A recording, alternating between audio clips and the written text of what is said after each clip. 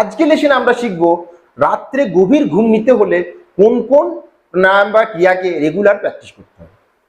তো আজকে প্রথম যে আসন সেটা হচ্ছে ভামরি প্রাণায়াম। ভামরি প্রাণায়াম করার জন্য আপনাকে সুখাসন, অর্ধ পদ্মাসন বা পদ্মাসনে বসতে হবে। প্রথম কথা হচ্ছে যোগাসন বা প্রাণায়ামকে সঠিকভাবে করতে হলে যে আসনে বসতে হয় সেটা হচ্ছে পদ্মাসন। আপনাকে শিখে নিতে হবে, রেগুলার শিখছি, প্রত্যেক দিন শিখছি।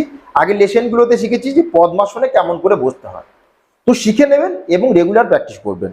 পদ্মাসনে বসার পর এই তিনটে হাত দিয়ে চোখকে বন্ধ করতে হবে। বোঝা গেছে? ইন্ডেক্স ফিঙ্গার থাকবে কপালের উপরে বা ফোরহেডের উপরে, দেখা যাচ্ছে এইভাবে, এবং থাম দিয়ে কান দুটোকে বন্ধ করতে হবে, দেখা যাচ্ছে এইভাবে।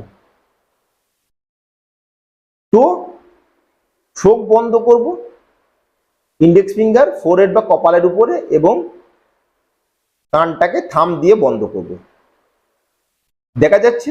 মেরুদণ্ডকে স্ট্রেট রেখে পুরো শ্বাসকে ভরবো এবং হামিং সাউন্ড করে, যেমন হামিং সাউন্ড হচ্ছে বীজরা যেমন করে পাঙ্খা হেলাতে থাকে, এর ফলে একটা আওয়াজ হয়। বীজ মানে হচ্ছে মধুমাছি, মানে ভ্রমররা যেমন করে আওয়াজ করে।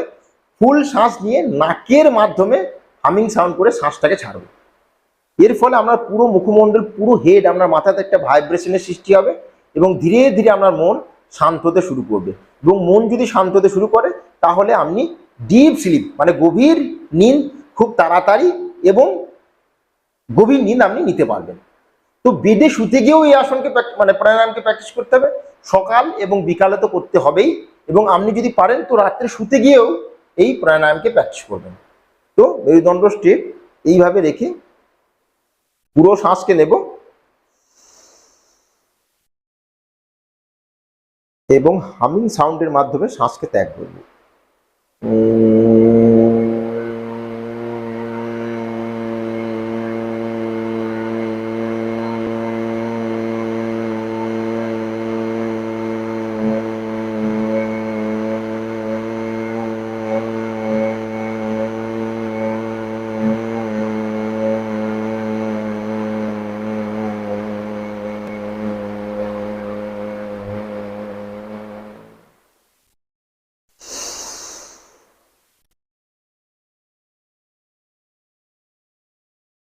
এটাকে প্র্যাকটিস করতে হবে 3 থেকে 5 বার। আমি একবার দেখালাম, আপনি এটাকে 3 থেকে 5 বার প্র্যাকটিস করবেন।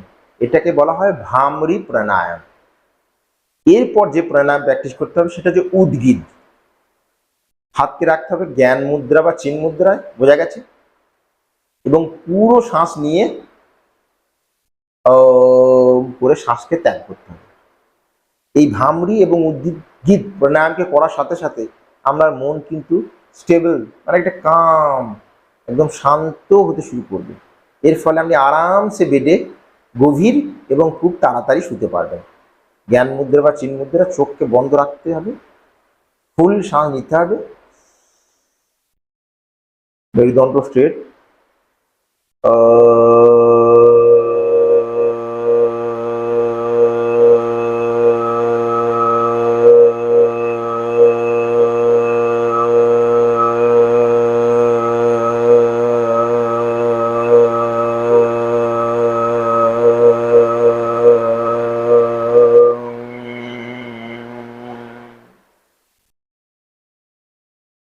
এই প্রাণায়ামকেও 3 থেকে 5 বার প্র্যাকটিস করতে হবে। এরপর করব অনুলোম বিলোম প্রাণায়াম। আপনি যদি রেগুলার রাত্রে শুতে গিয়ে ভামরি, উদ্গীত এবং অনুলোম বিলোম প্র্যাকটিস করেন তাহলে গ্যারান্টি দিচ্ছি আপনি গভীর ঘুম তো নিতে পারবেনই, এবং আপনি কাল সকাল থেকেই আপনার যে উচ্চ রক্তচাপের সমস্যা সেটা কিন্তু নিয়ন্ত্রণ হতে শুরু করবে।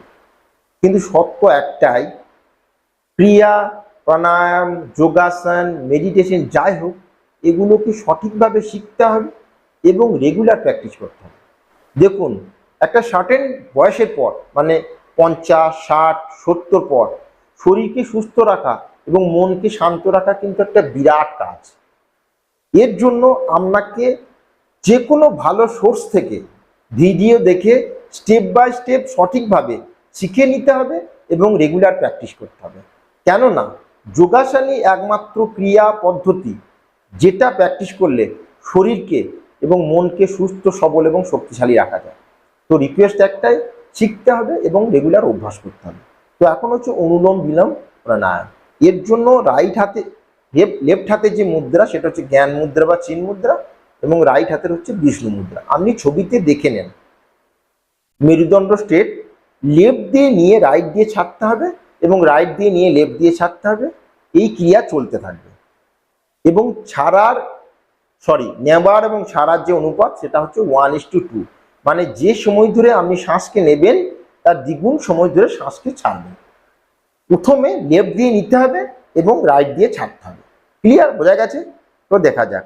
কোনো হোলকেই প্রেশারের সাথে বন্ধ করবেন না, আলতোভাবে হোলকে বন্ধ করবেন। মেরুদণ্ড স্ট্রেট থাকবে, চোখকে বন্ধ করে নেবেন। এই প্রাণায়ামগুলো করার সাথে সাথেই আপনার কিন্তু ঘুম আসা শুরু হবে এবং আপনি খুব দ্রুত বেডে গিয়ে আরামসে গভীর ঘুম নিতে পারবেন।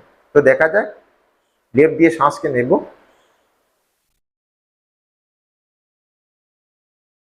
এবং রাইট দিয়ে ছাড়বো দ্বিগুণ সময় ধরে।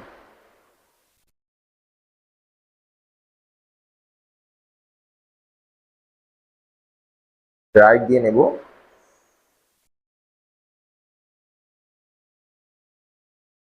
এবং লেফট দিয়ে ছাড়ব।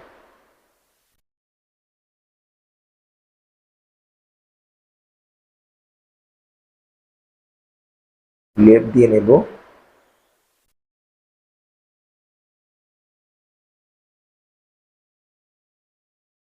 এবং রাইট দিয়ে ছাড়ব।